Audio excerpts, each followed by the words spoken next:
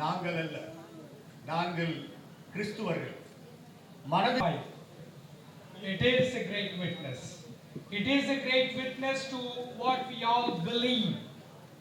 And on behalf of the National Commission for Ecumenism, I bring you greetings and appreciation to Bishop Lawrence Pius and his team, especially Father Benedict, for putting this together.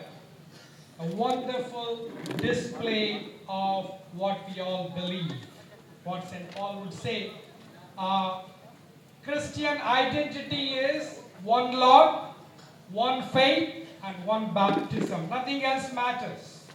Yes, as we all said, yeah, we united we stand, divided we fall. So it's time for us to witness to that unity that we are all called by Jesus himself. On this occasion, 1700th anniversary of the Council of Nicaea is a beautiful occasion to remind ourselves to what we all believe. So I thank the organizers for this opportunity, and I wish that we continue this legacy of being united in Christ.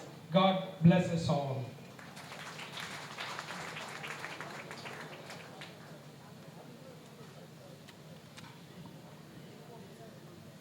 மரியாதைக்கும் அன்பிற்கும் உரிய அண்ணன் பால் தினகரன் அவர்களுக்கு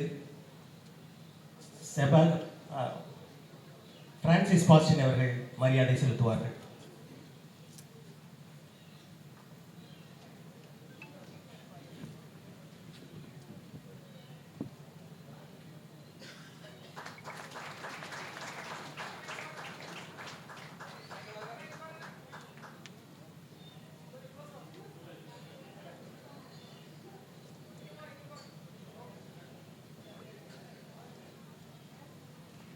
இந்த நிகழ்வு நடைபெறுவதற்கு மிகவும் உதவி செய்த திருமிகு பால்சன் அவர்களுக்கு சிஸ்டர் சஹாயா தெரசா அவர்கள் மரியாதை செலுத்துவார்.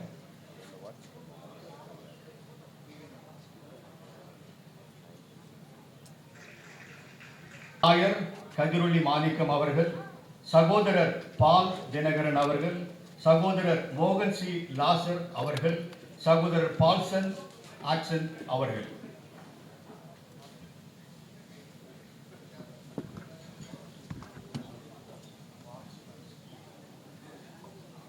சகோதரர் பால்சன் அகஸ்டின்.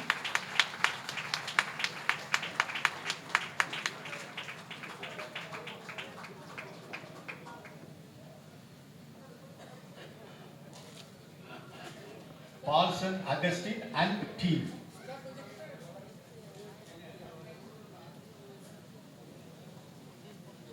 பாஸ்டின் அவர்கள் மலரை பெற்றுக் கொள்வார்.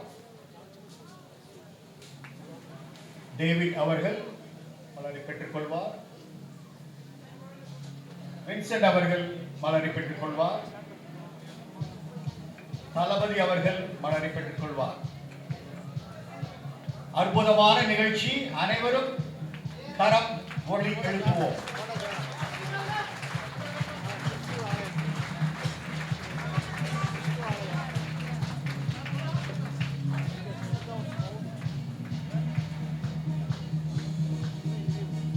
கட்டவுட் பார்த்தேன். அதில் பார்த்தா பர்த் பிளேஸ் ஆஃப் கிறிஸ்டியானிட்டி அப்படின்னு அந்த நம்ம முகப்பு வாயிலே எழுதி வைத்திருக்கு. அதை பார்த்த உடனே இருதயம் அதிகமாய் சந்தோஷப்பட்டது, அனல் கொண்டது. ஆண்டவர் தேவன் கிறிஸ்தவமே இந்தியாவுக்கு பிறந்தது இங்குதான் என்று நினைக்கும் பொழுது நான் தேவனுக்கு நன்றி செலுத்துகிறேன். இப்படி நல்ல ஆண்டவர் மகிமைப்படுத்துகிறேன். சோபாவுடைய ரத்தம் சிந்தப்பட்ட இந்த இடத்துல தாபோர், மவுண்ட் தாபோர் போல ஆண்டவர் பெரிய திட்டங்களை ஆண்டவர் வைத்திருக்கிறார். அனைத்து கிறிஸ்துவ ஒற்றுமை யூபிலி உச்சி மாநாட்டிலே கலந்து கொள்வதிலே நாங்கள் சந்தோஷப்படுகிறோம். அருமையான மேதகு ஆயர்கள் பிறகு பெந்தகோஸ்து தலைவர்கள் அத்தனை பேரும் இதில் கலந்து கொண்டு இந்த விழாவை சிறப்பித்துக் கொண்டிருக்கிறார்கள். இந்த எக்குமெனிக்கல் அருமையான ஒரு ஃபெலோஷிப்பை கர்த்தர் நமக்கு கொடுத்திருக்கிறார். அதற்கு தலைவராக நம் மத்தியிலே இருக்கின்ற அருமையான தேவனுடைய அருமையான தாசன், அவரை நான் அதிகமாய் நேசிப்பது 92 அருமையான பிஷப், நம்முடைய பிஷப் டக்குன்னு வந்து லாரன்ஸ் பாய்ஸ் அவருக்கு கரங்களை தொட்ட ஒரு முறை கூட ஆண்டவர். பிறகு அருமையான பிஷப் நீதி அரசருக்காக நன்றி செலுத்துகிறேன். அது இது எல்லாத்தையும் உருவாக்குவதற்கு உடனிருந்து செயல்பட்டவர், கொஞ்சம் சீக்கிரட்டா செயல்பட்டு நம்முடைய பிரதர் பால் அவர்தான் எல்லாத்தையும் ஒன்றிணைக்க அவர் பாடுபட்டார். நம்ம இருக்கிற பெனடிக்ட் மறக்கவே முடியாது. அவர் உழைத்த உழைப்பு நினைத்து கூட பார்க்க முடியாது. அதே போல பிரான்சிஸ் இவர்களெல்லாம் சேர்ந்து இந்த திட்டங்களை உருவாக்கினார்கள். அந்த நாட்கள்ல 28 தர்ணாக்கள் நடத்தப்பட்டது ஆன்டி கன்வென்ஷனல் ஆகுது. 28 தர்ணாக்களிலும் ஒவ்வொரு முறையும் அந்த தர்ணா நடத்தும் பொழுது நான் யாரை போய் பார்ப்பேன்னா அருமையான பிஷப் லாரன்ஸ் பாய்ஸ் தான் போய் பார்ப்பேன். அவர் சொல்வார், Edison I am with you, go ahead. அன்னைக்கு அவர் தான் எனக்கு மென்டர். பயங்கரமான தர்ணாக்கள். ஆண்டவர் தேவன் நம்ம எல்லாம் இன்னைக்கு ஒன்று சேர்ந்து நின்றோம். கர்த்தர் ஆன்டி கன்வென்ஷன் அசம்பிளிலிருந்து மாற்றி போட்டார். இதை பார்க்கும் பொழுது அவர் அதை குறிப்பிட்டாங்க. நம்ம வரும் பொழுது அன்னைக்கு நம்ம ஒன்னா கூடணும், அதுக்கப்புறம் இப்பதான் நம்ம கூடணும். அப்போ உபத்திரம் தான் ஒன்னா கூடுவோம். புத்திரா தான் நமக்கு வந்து சொரணையா வரும் அப்படின்னு நினைக்கிறேன். அதுக்காக இல்ல, தேவன் ஒரு பெரிய திட்டத்திற்காக நம்மை இந்த கடைசி நாட்களை ஒன்றாய் இணைத்திருக்கின்றார். சூரியனை பார்க்கிறோம், வெளிச்சம் கொடுக்குது. சந்திரனை பார்க்கிறோம், வெளிச்சம் கொடுக்குது. நட்சத்திரங்களை பார்க்கிறோம், வெளிச்சம் கொடுக்குது. இப்பொழுது 3 பேரும் ஒன்றாய் சேர்ந்திருக்கிறோம். 3 ஒன்னா சேர்ந்தா எவ்வளவு வெளிச்சம் கொடுக்கும். அது போல நம்ம ரோமன் கேத்தலிக் சபைகள், பிறகு புராட்டஸ்டன்ட் சபைகள், பெந்தகோஸ்து சபைகள் எல்லாம் ஒன்றாய் சேர்ந்து வருகிற நாட்கள்ல இந்தியாவுக்காக குரல் கொடுக்க நம் மேல தேவ ஆவின் அபிஷேகத்தை தேவன் ஊற்றுகிறார். இதுதான் கடைசி காலம். கொரோனா கூட வந்துட்டு போயிடுச்சு. ஆண்டவர் கடைசி நாட்களை நம்ம உயிரோடு வைத்திருப்பதன் நோக்கம் என்ன? இந்த தேசத்தை ஆண்டவருடைய கரங்களிலே படைக்க வேண்டும். அதுதான் பெரிய திட்டம். பிதா குமாரன் பரிசுத்த ஆவியானவரை ஒரு நாள் பிரிக்க முடியாது, பிரிக்கவே முடியாது. நம்மால் போனா அங்க பிரிச்சிருவோம். அதனால ஆண்டவர் தேவன் பரிசுத்த ஆவியானவர் நமக்கு இந்த 3 அருமையான ஐக்கியங்களை கர்த்தர் கொடுத்திருக்கிறார். கடைசி நாட்கள்ல கர்த்தர் நம்மை ஒன்றாக இணைப்பதன் நோக்கம், பிதா குமாரன் பரிசுத்த ஆவியானவர் எப்படி பிரிக்க முடியாதோ அதுபோல வருகிற நாட்களை நம்மை ஒருவராலும் பிரிக்க முடியாத அளவுக்கு நாம் செயல்பட வேண்டும். அதற்காகத்தான் தேவன் நம்மை ஒன்றாக இணைத்திருக்கிறார் என்று நான் அதிகமாக விசுவாசிக்கிறேன், வாஞ்சிக்கின்றேன். தேவன் பெரிய காரியங்களை செய்ய வல்லமை உள்ளவராக இருக்கிறார். நிறைய பேர் பேசணும். நான் ஒரே ஒரு காரியத்தை சொல்லி நான் முடிக்கின்றேன். இந்த நம்முடைய ஜேர்னி, ஒரு பயணம் வந்து நம்முடைய ஜேர்னி வந்து ஒரு பாலைவனத்துல ஒரு அருமையான கேமல் போற மாதிரி ஒரு ஜேர்னி. இந்த கேமல் போகும்பொழுது அந்த கேமலுக்கு திடீர்னு பாலைவனத்தில் ரொம்ப தூரத்தால் நிஜமான சுமந்துக்கிட்டு போவோமா. சுமந்துட்டு போகும்பொழுது ரொம்ப தூரம் அது நடந்துகிட்டே போகும்பொழுது அந்த கேமலுக்கு, அந்த ஒட்டகத்துக்கு வந்து தண்ணி குடிக்கணும், பசி எடுக்குமா. அப்போ தன்னுடைய எஜமானருக்கு சொல்ல முடியாது. சொல்லப்பட்டா அவர் என்ன நினைப்பாரு, என் பயணம் தடை பண்றியே, மடங்கி படுத்துக்க முடியாது. படுத்துக்கிட்டா எஜமானன் நம்ம அடிப்பாரு, பாய் இல்லை, சொல்ல முடியாது. அப்ப என்ன பண்ணுமா, அந்த கேமல் போயிட்டு அந்த வழி ஓரங்கள் இருக்குமே அந்த கத்தாழை, அந்த கத்தாழை முள்ளு நிறைய இருக்குமா, அதை அப்படியே வளைச்சி அதை தன்னுடைய நாக்களை போட்டு அந்த முள்ளோடு கூட முழுகி தன்னுடைய தாகத்தை தீர்த்துக்கிட்டு தன் பயணத்தை அது தொடர்ந்து தன் எஜமானனை எங்கு கொண்டு சேர்க்க வேண்டுமோ அங்கு போய் அந்த ஒட்டகம் சேர்க்குமா. அதுபோல நம்ம ஒவ்வொருவருக்கும் நம்முடைய ஒவ்வொரு மேலும் நம்ம எஜமானன் அமர்ந்து கொண்டு இருக்கிறார். நம்முடைய திட்டங்கள் என்ன, தரிசனங்கள் என்ன, மறிப்பதற்குள்ளாக ஆண்டவர் தேவாதி தேவன் இந்த கொரோனா டைம்ல 3600 போதகர்கள் மறித்து விட்டார்கள். உங்களுக்கு எனக்கும் கர்த்தர் உயிரை கொடுத்திருக்கிறார், ஒரு பிச்சையாக கொடுத்திருக்கிறார். நான் தான் விசுவாசிக்கிறேன், நம்புறேன். அதனால இந்த உயிர் எவ்வளவு நாள் இருக்குமோ அதை பத்தி கவலை இல்லை.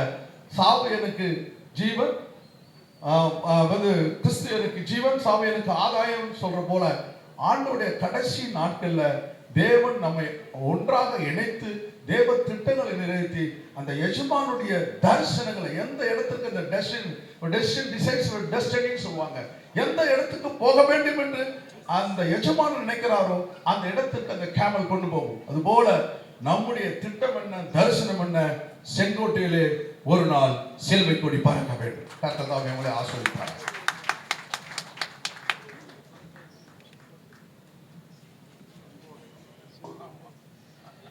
எத்தனை தர்ணாக்கள் வந்தாலும் கவலையின்றி அவற்றை எதிர்கொள்வோம். மூவரும் இணைந்திருக்கின்றோம், கட்டாயம் வெற்றி காண்போம் என்று உறுதியாக சொல்லி சென்ற ஆயர் எடிசன் அவர்களுக்கு எங்களுடைய மனமார்ந்த நன்றி. சில நிமிடங்களுக்கு முன்பு என்னுடைய நண்பர் பாஸ்டின் அவர்கள் ஒருவரை அழைத்து, பிரதர், இவருக்கு மிகப்பெரிய பிரச்சனை, நீங்க கட்டாயம் இவருக்கு நீங்க ப்ரே பண்ணணும், அவரை குணப்படுத்த வேண்டும் என்று சொல்லவுடன் அந்த சகோதரர் தன் கண்களை மூடி கரங்களை இறுக பற்றி அற்புதமாக அதிசயத்துடன் அவர் ஜெபம் பண்ணியது இப்பொழுதும் என்னுடைய கண் முன்னே இருக்கின்றது. அவர் வேறு யாருமல்ல, சகோதரர் மோகன் சி லாசர், ஜீசஸ் ரிடீம்ஸ் என்ற அமைப்பின் தலைவர். அவ்வளவு அற்புதமான ஒரு ஜெபம். நீங்கள் லட்சக்கணக்கான மக்களாக திரண்டாலும் சரி, தனி ஒருவராக இருந்தாலும் சரி, கடவுளுக்கும் உங்களுக்கும் நான் பாலமாக இருப்பேன் என்று தன்னுடைய பணியை சீரிய வகையிலே, சிறப்பான வகையிலே ஆற்றிக் கொண்டிருக்கும் சகோதரர் மோகன் சி லாசரஸ் அவர்களை அனைவரின் சார்பாக அன்போடு அழைக்கின்றேன்.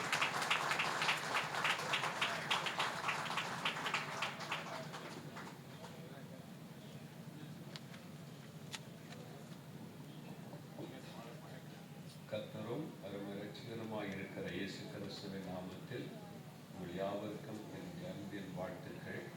முக்கியமாக மேடையில் அமர்ந்திருக்கிற திருச்சபை தலைவர்கள், லீடர்ஸ், கர்த்தரால் தெரிந்து கொள்ளப்பட்டு சபைகளுக்கு பொறுப்பாக இருந்து ஆண்டவருடைய மந்தையை வழிநடத்தி கொண்டிருக்கிற மைக்கர்கள், பிரதான பொறுப்பில் இருக்கிற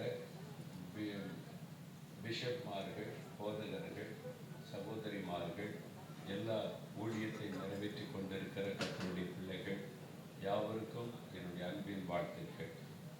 இந்த மாநாட்டை நினைக்கும் பொழுது அனைத்து கிறிஸ்தவர் ஒற்றுமை யூபிலி உச்சி மாநாடு இதற்கு தாபோர் 2025 என்று பெயர் வைக்கப்பட்டிருக்கிறது. தாபோர் மலை இஸ்ரவேல் தேசத்தில் இருக்கிற கலிலேயா பகுதியில் இருக்கிற உயரமான ஒரு மலை.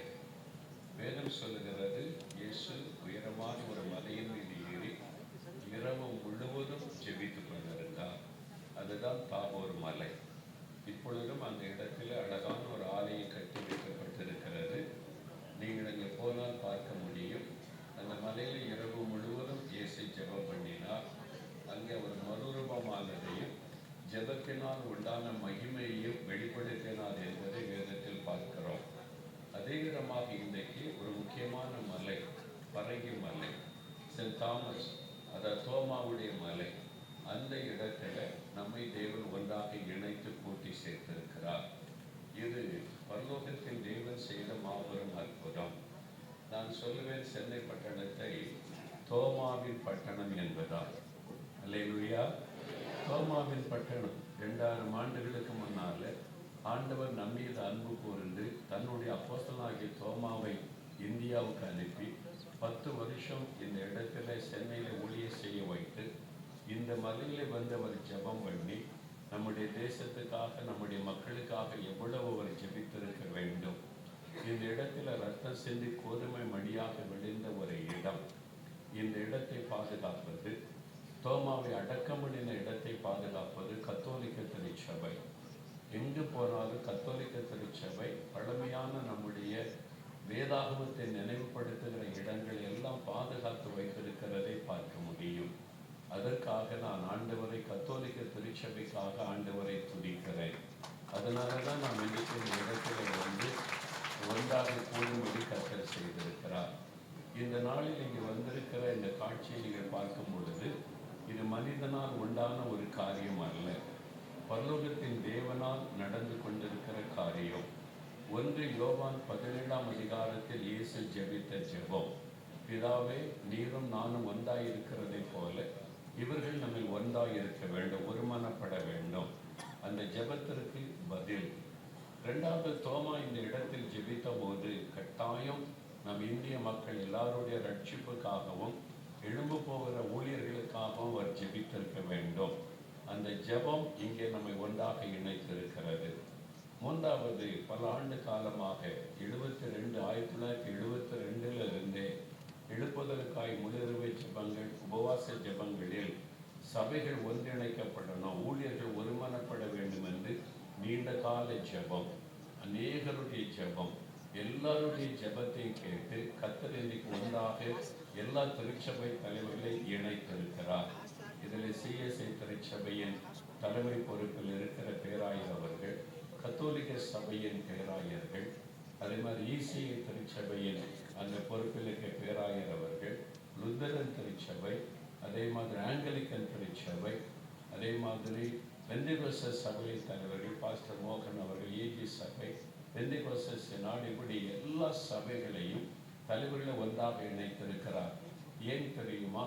இத்தனை வருஷம் எழுப்புதலுக்காக ஜெபித்த ஜெபத்திற்கு தேவன் பதில் கொடுக்கிற நேரம் வந்துவிட்டது. அதனால்தான் கர்த்தர் ஒன்றாக இணைத்திருக்கிறார். சில ஆண்டுகளுக்கு முன்னால எழுப்புதலை பற்றி வேதாகமத்தின் காரியங்களை போதிக்கிற ஒரு கூட்டத்திற்கு சென்றிருந்தேன். அப்பொழுது பாஸ்டர் கல்யாணகுமார் இருக்கிறாங்க, அவங்க ஒழுங்கு பண்ணின ஒரு கூட்டம். ஒரு ஊழியக்காரர் வந்து பேசும்போது சொன்னார், எழுப்புதலுக்கு ஜெபம் அவசியம். எல்லாரும் எழுப்புதலுக்காக ஜெபிக்கிறாங்க, தேச ரட்சிக்கப்படணும், ஜனங்கள் மீட்கப்பட வேண்டும் என்று ஜெபங்கள் எல்லாம் நடைபெறுகிறது. சுவிசேஷம் அவசியம், சுவிசேஷம் அறிவிக்கப்படுகிறது. ஆனால் எப்போ ஆவியானவர் ஊற்றப்படுவார் என்றால், அப்போஸ்தலர் 2:1 அவர் ஒருமனப்பட்டு ஓரிடத்திலே கூடி வரும்போது ஆவியானவர் பலமாய் ஊற்றப்படுவார். அந்த காலம் வந்துவிட்டது, எழுப்புதலுக்கான காலம். ஆகவேதான் கர்த்தர் இவ்வளவு சபை தலைவர்களை ஒன்றாக இணைத்து, இயேசு என்கிற நாமத்தில் நாம் இணைக்கப்பட்டு ஒரு மனமாக நம்மை இணைத்திருக்கிறார். இனி வரப்போது 2026 மாபெரும் ஆவியானவருடைய அருள் மாறி ஊற்றப்பட போகிறது, பலத்த எழுப்புதல் உண்டாக்க போகிறது. அப்ப என்ன நடக்கும் என்று சொன்னால், முதலாவது திரள் கூட்ட மக்கள் ரட்சிக்கப்படுவார்கள், சபை வளர்ந்து பெருகும், யாரும் அதை தடுக்க முடியாது, சட்டம் போட்டும் தடுக்க முடியாது, திட்டம் போட்டும் தடுக்க முடியாது, ஆவியானுடைய கிரியைகளை ஒரு மனிதனும் தடுக்க நிறுத்த முடியாது. 2000 ஆண்டுகளுக்கு முன்னாலே ரோம சாம்ராஜ்யம், சர்வாதிகார ஆட்சி, யாரும் எதிர்த்து பேச முடியாத ரோம ஆட்சியே, அப்படிப்பட்ட ஆட்சி நடந்த காலத்திலேயே ஒரே நாள்ல 3000 பேர் ரட்சிக்கப்படுகிறாங்க, 2வது நாள்ல 5000 பேர் ரட்சிக்கப்படுகிறாங்க, 3வது நாள்ல திரள் கூட்ட மக்கள் ரட்சிக்கப்படுகிறாங்க. எருசலேம் பட்டணமே மறுரூபமாக்கப்படுகிறது. ஒரு பெரிய ஆவிக்குரிய மாற்றம் இந்தியாவிலே வரப்போகிறது. திரளான மக்கள் ரட்சிக்கப்பட்டு சபைக்குள்ளே வரப்போகிறார்கள். சபை வளர்ந்து பெருக போகிறது. அது மாத்திரமல்ல, உபத்திரம் வரத்தான் செய்யும், மிரட்டுவார்கள். அப்போஸ் நடவடிக்கைகளில் பயமுறுத்தினார்கள், அவளை அடித்தார்கள், சிறைச்சாலையில் போட்டார்கள், சிலர் கொலை செய்யப்பட்டார்கள். ஆனால் எழுப்புதலை தடுத்து நிறுத்த முடியவில்லை, சபை வளருவதை தடுத்து நிறுத்த முடியவில்லை. வேகமாய் சபை வளர்ந்து கொண்டிருந்தது. ஏரோத ராஜா தன்னுடைய அதிகாரத்தை தவறாய் பயன்படுத்தினார். அநியாயமாய் ஒரு தேவ மனுஷனை கொலை செய்தார். அநியாயமாய் பேதுருவை சிறைச்சாலையில் அடைத்து, மனுஷர்களுக்கு பிரியமாய் இருக்கிறது, தன்னுடைய பதவியை காத்துக்கொள்ள வேண்டும் என்பதற்காக அப்போஸ்தலர்களை கொலை செய்ய துணிந்தான் ஏரோது. தவறாக தன் அதிகாரத்தை பயன்படுத்தினான். சபையார் ஜெபிக்க ஆரம்பித்தார்கள். இரவும் பகலும் சபை ஜெபிக்க ஆரம்பித்த பொழுது தேவன் சமூகத்தில் அந்த விண்ணப்பம் போனது. எப்பொழுது ஆளுகிறவர்கள் துஷ்பிரயோகமாய் அதிகாரத்தை பயன்படுத்துகிறார்களோ, அநீதியாய் செயல்படுகிறார்களோ, அங்கே தேவ நீதி வெளிப்படும். அதனால ஏரோது அப்புறப்படுத்தப்பட்டு எழுப்புதல் இன்னும் வேகமாய் பரவ ஆரம்பித்தது. அடுத்த ஒரு அற்புதம் நடைபெற்றது. கிறிஸ்தவர்களை அழித்து விடுவேன், கிறிஸ்தவர்களை ஜெயிலிலே போட்டு விடுவேன், அடித்து நொறுக்குவேன், ஆராதனை நடத்த விடமாட்டேன் என்று துணிந்த எழும்பின வாலிபன் சவுல், தேவன் அவனை குறிவைத்தார். இவன் எனக்கு வேண்டும், இவனை வைத்து என் சபையை நான் கட்டி என் ஊழியத்தை நிறைவேற்றுவேன் என்று. இவனை போய் யாரை கொண்டு இவனை சந்திக்க முடியாது, இவங்கிட்ட பேதுருவையும் அனுப்ப முடியாது, இவங்கிட்ட பிலிப்பையும் அனுப்ப முடியாது, யாருக்கு அடங்காதவன், நானே அவனை நேரடியாக சந்திக்கிறேன் என்று சந்தித்து அவனை ஊழியக்காரனாய் மாற்றினார். இன்றைக்கு திருச்சபை அடிக்கிறவர்கள், நொறுக்கிறவர்கள், உதைக்கிறவர்கள் நாளைக்கு ஊழியராய் எழும்ப போகிறார்கள். அதுதான் எழுப்புதல் செய்ய போகிற காரியம். இப்பொழுதே அந்த மாதிரி தீவிரவாத அமைப்பில் இருக்கிற பலர் இயேசுவுக்கு ஊழியக்காரிகளாய் எழும்ப ஆரம்பித்து விட்டார்கள். இந்த எழுப்புதல் அதைத்தான் இந்தியாவிலே செய்ய போகிறது. முழு இந்தியாவில் தேவனுடைய ராஜ்யம் வரும். நாம் முழுமையாக ஒன்றாக இணைந்து நின்று ஜெபித்து சுவிசேஷத்தை அறிவித்து இந்த தேசத்தை ஆண்டவருக்கு அர்ப்பணிப்பதற்காகத்தான் கர்த்தர் நம்மை ஒன்றாக இணைத்திருக்கிறார். அதை நிறைவேற்றுகிற வேளை வந்துவிட்டது. இதற்கு இந்த காரியத்தை செய்வதற்கு தேவன் சில மனிதர்களை பயன்படுத்துவார். அதன்படி தான் அருமையான ஐயா அருட்பணிக்கு பெனடிக்ட் பர்னபாஸ் ஐயா அவர்களையும், மேதல் ஆயர் லாரன்ஸ் பையஸ் ஐயா அவர்களையும், அருமையான சகோதரர் பிரான்சிஸ், இன்னும் பின்னணியில் நின்று உழைக்கிற சிலரை ஏவி எழுப்பி இந்த மாபெரும் திட்டத்தை கர்த்தர் நிறைவேற்றி இருக்கிறார். நாம் கிறிஸ்துவுக்குள்ளே ஒன்றாய் இருக்கிறோம். ஒரே இரட்சகரை விசுவாசிக்கிறோம். ஒரே இரத்தத்தினாலே கழுவப்பட்டோம். ஒரே ஆவியினாலே நிரப்பப்பட்டோம். ஒரே ராஜ்யம், தேவனுடைய ராஜ்யம் இந்தியாவிலே கட்டப்பட உழைக்க ஒருமனப்பட்டு நிற்கிறோம். நாம் ஒருமனப்பட்டு இணைந்து நின்றாலே தேவன் அங்கே பெரிய வெற்றியை நமக்காக வைத்திருக்கிறார். அதனால பாடுகள், உபத்திரவங்கள், நெருக்கங்களுக்கு என்று பயப்படாதபடி நாம் தொடர்ந்து முன்னேறி செல்ல கர்த்தர் ஒவ்வொருவருக்கும் கிருபை தருவாராக. ஆமென்.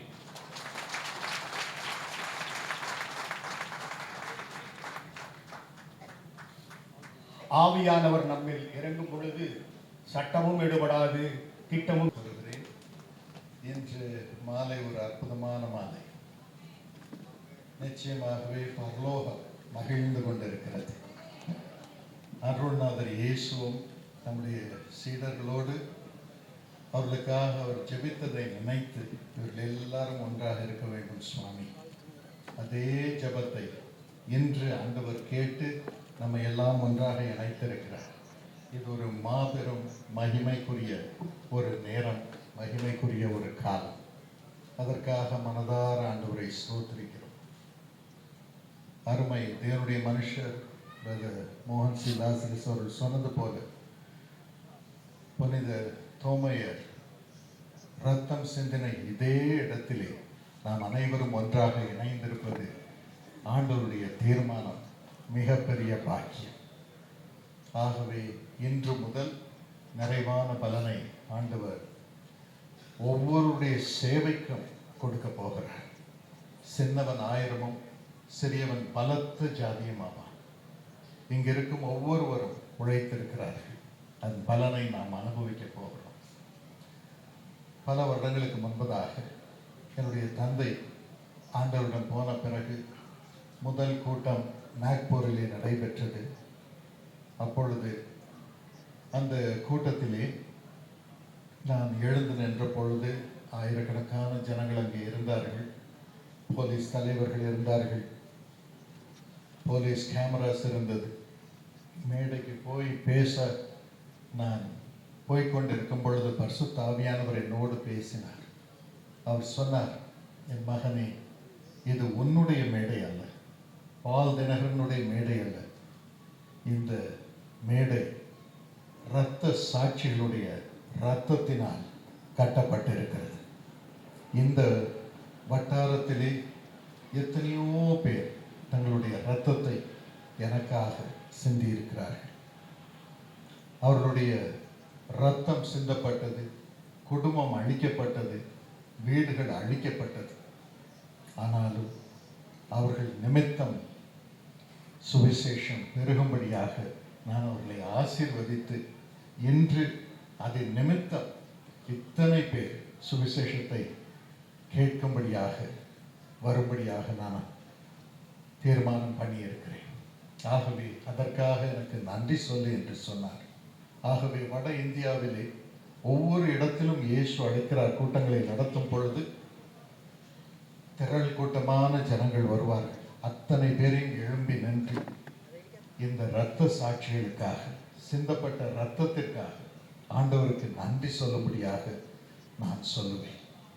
அதன் பிறகுதான் தேசமே திறக்கப்பட்டது. அத்தனை பேரும் இரத்தம் சிந்தின ஆண்டவருக்கு நன்றி சொல்லி இந்த இரத்த சாட்சிகளுக்காக, இரத்தம் சிந்தின பக்தர்களுக்காக, அவர்களுடைய குடும்பத்தினருக்காக நன்றி சொல்லி சுவிசேஷத்தை அறிவிக்கும் பொழுது இன்னும் கூடுதலாக ஜனங்கள் சுவிசேஷத்தை கேட்கும்படியாக வருவார்கள். குஜராத்தில் 5 லட்சம் பேர் கூட்டத்திற்கு வந்திருந்தார்கள். அத்தனை பேரும் ஆண்டவருடைய ரட்சிப்பை பெற்றுக்கொண்டு சபையிலே இன்று சேர்ந்திருப்பார்கள் என்று நம்புகிறேன். ஆம் பிரியமானவர்களே, அதே போல இன்றும் கூட சபை ஒவ்வொன்றும் ஒவ்வொரு இரத்த சாட்சியுடைய இரத்தத்தினால் கட்டப்பட்டிருக்கிறது. அதை ஒருவராலும் அழிக்க முடியாது. ஆகவே ஒருவராலும் ஒரு சபையும் அழிக்க முடியாது. இயேசுவின் இரத்தத்தினால் ஒவ்வொரு சபையும் கட்டப்பட்டிருக்கிறது. ஆகவே அதை மனதில் வைத்து நாம் ஊழியங்களை நடத்தும் பொழுது இது இரத்த சாட்சிகளென்னால் ஏற்படுத்தப்பட்ட ஊழியம். இதை நான் பயபக்தியோடு நான் நடத்த வேண்டும். பயபக்தியோடு இந்த சுவிசேஷத்தை அறிவிக்க வேண்டும் என்று சொல்லி நாம் ஆண்டவருடைய வார்த்தையை அறிவிக்கும் பொழுது ஆண்டவர் அதை கனம் பண்ணுவார். இந்த கல்லின் மேல் என் சபையை கட்டுவேன், பாதாளத்தின் வாசல்கள் அதை மேற்கொள்வதில்லை. இரத்த சாட்சியாக மரித்த சீடர்கள் ஒவ்வொருடைய இரத்தத்தின் மீது சபை கட்டப்பட்டிருக்கிறது. இன்றும் ஆகவே தான் சபை நிலைத்து நிற்கும் என்ற நம்பிக்கையோடு நாம் சுவிசேஷத்தை அறிவிக்கிறோம். ஆகவே கர்த்தர் நம்மோடு இருக்கிறார், கிருபை செய்வார். ஆண்டவருக்கு ஏன் இரத்த சாட்சிகளாக நாம் நம்மையே ஒப்பு கொடுக்கிறோம், ஜீவ பலியாக ஏன் ஒப்பு கொடுக்கிறோம்? இதற்கு காரணம் இயேசுவின் அன்பு. அவர் தம்மையே பலியாக நம் ஒவ்வொருவருக்காகவும் ஒப்பு கொடுத்தார். அந்த பலியை நாம் சுமந்து கொண்டு அதே போல நம்மையும் பலியாக ஒப்பு கொடுக்கும் பொழுது அதிலே ஆண்டவருடைய வல்லமை விளங்குகிறது, ரட்சிப்பு வருகிறது, சுகம் வருகிறது, அற்புதங்கள் நடைபெறுகிறது. அன்பு மதர் தெரேசா அவர்களுடைய வாழ்விலே நடைபெற்ற ஒரு காரியம். அவர்கள் ஒரு நாளிலே குஷ்ட ரோகிகளை பராமரித்துக் கொண்டிருக்கும் பொழுது அங்கு ஒரு பெண் வந்தாள். அவள் சொன்னாள், அம்மா, எனக்கு இப்போ லீவு, நான் உங்களோடு சேர்ந்து சேவை செய்ய விரும்புகிறேன், ஏதாவது ஒரு வேலை கொடுங்கள் என்றார். அம்மா அவர்கள் சொன்னார்கள், இப்போதான் ஒரு குஷ்டரோகி வந்திருக்கிறான், அவனுக்கு கழுவி எண்ணெய் பூசி அவனுக்கு மருந்து போடு என்று பேண்டேஜ் தண்ணி எல்லாம் கொடுத்தாங்க. இந்த பெண் எல்லாத்தையும் எடுத்துக்கிட்டு வீரமாக போனான். ஆனால் அதே ஸ்பீடில் திரும்பி ஓடியாந்து, அம்மா, அது மட்டும் என்னால் செய்ய முடியாது, அந்த மனுஷனை பார்த்தா பயங்கரமாக இருக்குது, நான் யாரையும் தொட்டதே கிடையாது, பணக்கார பெண், நாறுகிறான், என்னால் முடியாது என்று சொன்னாள். ஏதாவது வேறு வேலையை கொடுங்கள் என்றார். ஆனால் அம்மா அதையெல்லாம் எடுத்துக்கொண்டு போய் அவனை கழுவி அவனை பேண்டேஜ் போட்டு ஆற்றி முகத்தில் ஒரு சிரிப்பையும் கொண்டு வந்தார்கள். இந்த பெண் கேட்டார், எப்படிமா உங்களால் செய்ய முடிந்தது, எப்படிமா செய்ய முடிந்தது? அப்பொழுது அம்மா சொன்னார்கள், மகளே, அந்த குஷ்டரோகியுடைய காயங்களை நான் தடவும் பொழுது, நான் கழுவும் பொழுது அதை இயேசுவின் காயங்களாகவே எண்ணுகிறேன். I feel it is the wounds of my master. இயேசுவின் காயங்களை தடவி கொடுத்து ஆற்றுவதாகவே நான் உணர்கிறேன். ஆகவேதான் என்னுடைய கரங்களில் இருந்து ஆரோக்கியம், சுகம் இறங்குகிறது. ஒவ்வொருவரும் ஆரோக்கியம் பெறுகிறார்கள். இந்த அன்பினால் எல்லாரையும் சுமக்க என்னால் முடிகிறது. எனக்கு அருமையானவர்களே, இந்த உலகத்திலே ஆண்டவருடைய வார்த்தையை நாம் அறிவிக்கும் பொழுது அதை அன்பாய் கேட்க மக்கள் இருக்கிறார்கள். ஆனால் அதே சமயம் அதை வெறுக்கிற மக்களும் இருக்கிறார்கள். ஆனால் அத்தனை பேரையும் நாம் அவர்கள் காயங்களை சுமந்து அவர் மீது அன்பு கொண்டு, பிதாவே, இவர்களுக்கு மன்னியும், தாங்கள் செய்கிறது இன்னதென்று அறியாதிருக்கிறார்களே என்று சொல்லி அவர்களை அன்பு காட்டி இயேசுவினிடம் கொண்டு வரும் பொழுது, அவர்களுக்காக வேண்டிக் கொள்ளும் பொழுது நாம் இயேசுவின் காயங்களை ஆற்றுகிறோம். அவருடைய காயங்கள் ஆற்றப்படுகிறது. ஒவ்வொருவர் ரட்சிப்புக்காகவும் ஒவ்வொருவர் மனம் திரும்புதலுக்காகவும் தன்னையே பலியாக ஒப்புக் கொடுத்த இயேசுவின் காயங்கள் ஆற்றப்படுகிறது. இதை என்னாலும் மனதில் வைத்து நாம் அத்தனை பேர் மீதும் இயேசுவின் அன்பை கொண்டு வந்து அவருடைய காயங்களை ஆற்றுவோம். இந்த தேசத்திலே ஆண்டவருடைய வல்லமை விளங்கும். இந்த எக்குமெனிக்கல் யூனிட்டிக்கு காரணம் எல்லாம் போப் செயின்ட் ஜான் 23. அதை அருமையான ஆயர் லாரன்ஸ் பயஸ் அவர்கள் நாங்கள் இந்த கூட்டங்களுக்கு ஆலோசனை கூட்டம் நடத்தும் பொழுது அழகாக சொன்னார். 1962 செகண்ட் வேட்டிகன் கவுன்சில் அவர்களுக்கு ஆண்டவர் சுகமளிக்கும் வல்லமையை கொடுத்திருந்தார். Pope Saint John 23. அதோடு கூட ஒரு நாள் ஆண்டவர் அவர்களுக்கு ஒரு ரெவலேஷன் கொடுத்தார். நீங்கள் விக்கிபீடியா இதெல்லாம் படிக்கும் பொழுது அதில் பார்ப்பீர்கள். அவசரமாக ஒரு வேட்டிகன் கவுன்சிலை அவர் திட்டமிட்டு எல்லாரையும் அழைத்தார். மிகவும் அவசரமாக அழைத்தார். அப்பொழுது அவர் சொன்னார், நான் பரிசுத்த ஆவியானவரை குறித்த ரெவலேஷனை பெற்றுக்கொண்டேன். இதை வேட்டிகன் மூலமாக நான் பதிவு செய்து அதை சபைக்கு கொண்டு வர வேண்டும். அதற்கு இந்த வேட்டிகனை கூட்டட்டும் என்றார். ஆனால் அதற்கு முந்தின நாள் இரவு அவருக்கு தூக்கமே வரவில்லை. நாளைக்கு வேட்டிகன் கவுன்சிலில் இந்த பரிசுத்த ஆவியானவரை குறித்த ரெவலேஷனை வெளிப்பாடை கார்டினல்ஸ் அக்செப்ட் பண்ணாம போயிட்டா என்ன ஆகிறது என்று கலங்கினார்.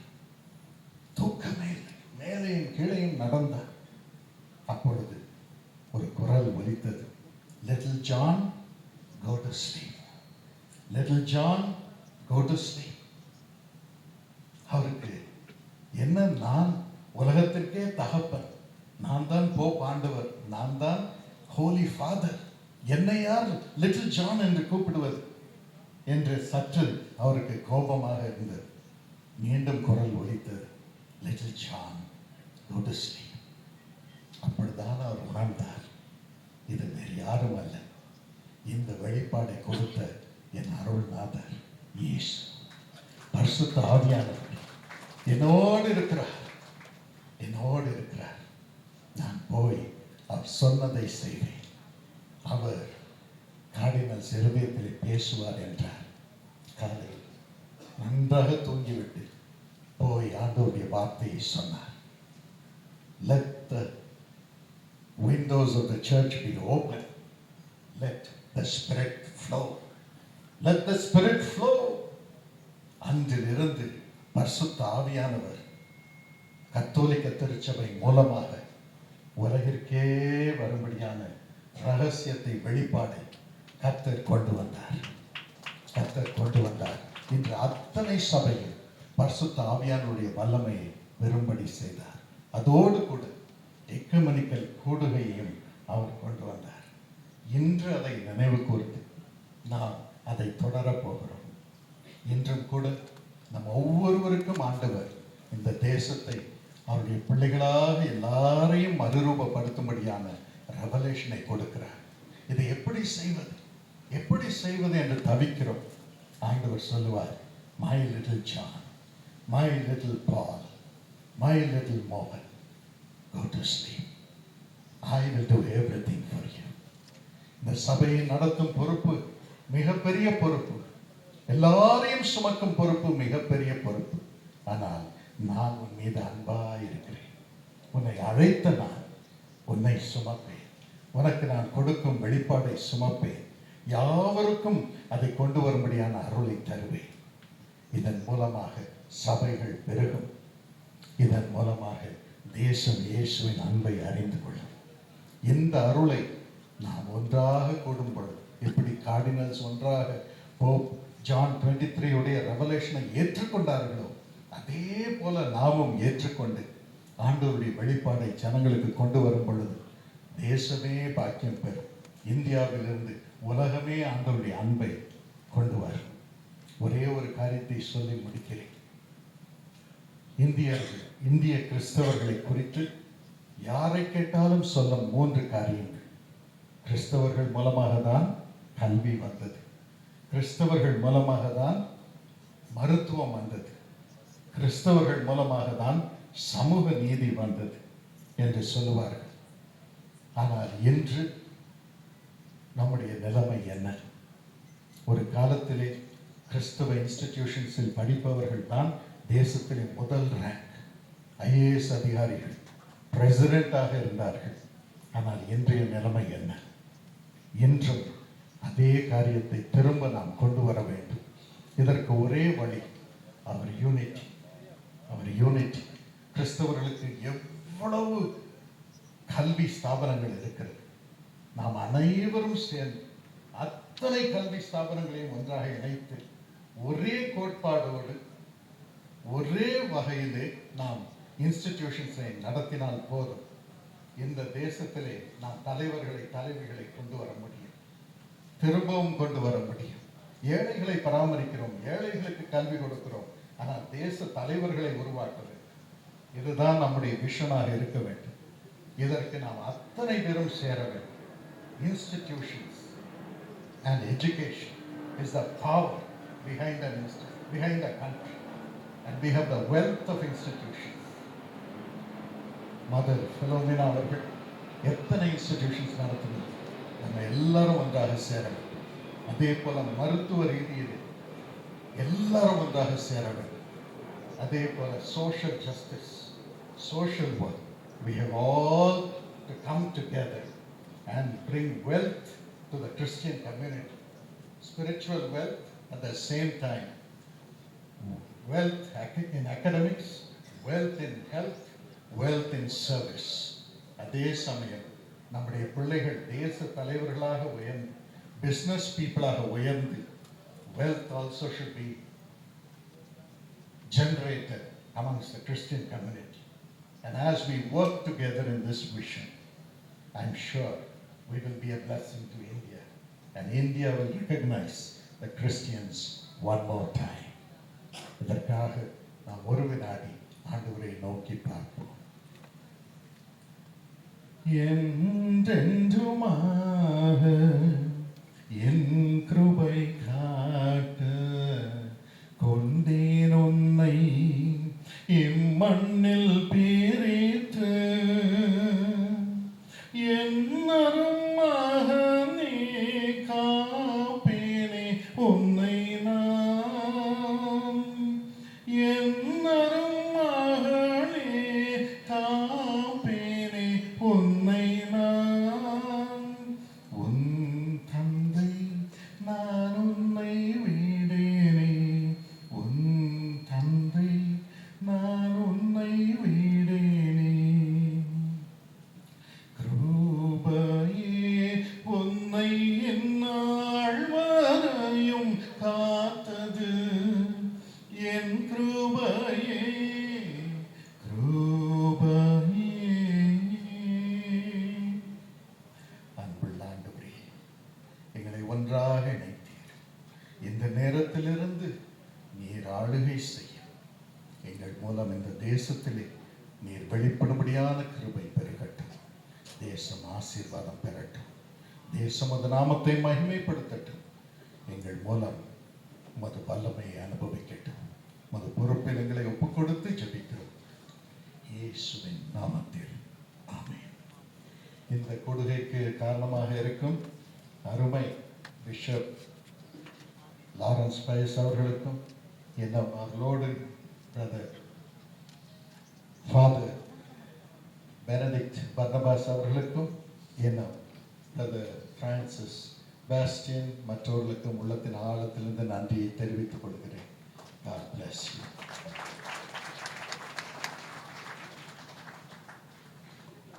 ஆயிரத்தி 1962 ஆண்டில் About 2025, all ecumenical jubilee summit, Christianity yesterday, today, forever. So, அனைத்து கிறிஸ்தவ ஒற்றுமை யூபிலி உச்சி மாநாடு தாபோர் 2025. இந்த உச்சி மாநாட்டின் இலக்குகளும் தீர்மானங்களும் இங்கு வாசிக்கப்படுகிறது. நாம் அதற்கு வாசிக்கும் பொழுது கரவழி கொடுத்து நாம் ஜெபத்திலே கலந்து கொள்வோம். 2033 ஆண்டு நமது ஆண்டவராய் இயேசு கிறிஸ்து பாடுபட்டு மரித்து உயிர்த்தெழுந்து 2000 ஆண்டு நிறைவை நெருங்கி வரும் வேளையில் இந்திய கிறிஸ்துவாகிய நாம் ஒன்று இணைந்து சமூகத்தில் எழுந்து நின்று கிறிஸ்து கற்று எழுந்து பிரகாசிக்க அத்தனை சபை பிரிவின் தலைவர்களும் விசுவாசிகள் ஒன்றிணைந்து நல்ல தீர்மானங்களை எடுக்க நாம் முன்னெடுத்திருக்கிறோம். இயேசு கிறிஸ்துவின் உயிர்த்தெழுந்த வல்லமை தனி மனித வாழ்விலே யாரெல்லாம் விசுவாசிக்கிறார்களோ விசுவாசிப்பதற்கு ஏற்றவாறு உலகெங்கும் போய் நாம் சுவிசேஷத்தை பிரசங்கிக்க, விசுவாசத்தை அவர்கள் சொல்லிக் கொடுத்து கிறிஸ்துவை வழிநடத்த, ரட்சிப்பின் வழியை உபதேசிக்க, நம்முடைய வாழ்விலே என் வாழ்வே ஊழியம், பிறர் வாழ்வை மாற்றுவதே ஊழியம் என்ற நோக்கிலே நாம் இணைந்து நமது சாட்சியாலும் வாழ்க்கையாலும் கிறிஸ்துவின் நற்செய்தியை எங்கும் பரவி செல்ல நாம் செல்விடமெல்லாம் பரப்புவதற்கு செயல்படுவதற்கு தீர்மானித்து நாம் முடிவெடுத்திருக்கிறோம். இந்த இலக்குகள் தீர்மானங்கள் நிறைவேற ஆண்டவர் உதவி செய்வாராக. நாம் கண்களை மூடி ஜெபிக்கலாம். எங்கள் அன்புள்ள பரலோகத்தின் ஆண்டவரே, நீர் எங்களுக்கு கொடுத்த மகிமையான அனைத்து கிறிஸ்துவ ஒற்றுமை யூபிலி உச்சி மாநாட்டுக்காக நன்றி செலுத்துகிறோம். ஆண்டவருடைய அநாதி தீர்மானம் திட்டம் எங்கள் மேல் இருப்பதற்காக நன்றி. இந்த அனைத்து கிறிஸ்தவ தலைவர்களையும் விசுவாசம் ஒருங்கிணைத்து ஒன்றாக இணைத்து கூட்டி வந்திருக்கிற இந்த தோமா மலையிலே ஆண்டவரே, பரிசுத்த ஆவியானவர் கடைசி நாட்களிலே ஒவ்வொரு தலைவர்கள் மேலும் விசுவாச குடும்பங்கள் மேலும் ஊற்றுவாராக. கடைசி நாட்களின் தேவனுடைய ரட்சிப்பின் செய்தியை சுவிசேஷமாக அறிவிக்க திரள் திரளாய் குடும்பம் குடும்பமாய் தலைவர்கள் குடும்பங்கள் விசுவாச குடும்பங்கள் எழுப்புவார்களாக. இயேசு கிறிஸ்துவை பற்றி அறிவித்து திரள் ஜனங்களை இயேசுவின் ராஜ்யத்திற்கு உட்படுத்தும் பொருட்டு ஆத்தும அறுவடை செய்ய பெரிய தரிசனத்தையும் தாகத்தையும் கொடுத்து ஒவ்வொருவரையும் இந்த மாநாட்டில் கலந்து கொண்டு இருக்கிற ஆன்லைனில் ஆனது லைவ்ல பார்த்துக் கொண்டிருக்கிற ஒவ்வொரு உள்ளங்களிலும் ஆண்டவர் பேசுவாராக. நாங்கள் இணைந்து தீர்மானம் எடுக்கிறோம். இயேசு கிறிஸ்துவின் வருகைக்குள்ளாக இந்திய தேசம் கிறிஸ்தவ தேசமாக மாறட்டும். அகில உலகமும் இயேசு கிறிஸ்துவின் ராஜ்யமாக மாறட்டும். அந்த ராஜ்யம் வருவதாக, உடைய சித்தம் பரலோகத்தில் செய்யப்படுவது போல பூமியிலும் செய்யப்படுவதாக என்று சொல்லி தீர்மானங்களை நாம் முன்னெடுக்கிறோம். ஆசீர்வதிப்பீராக. இயேசு கிறிஸ்துவின் நாமத்தில் கேட்கிறோம் நல்ல பிதாவே. ஆமென்.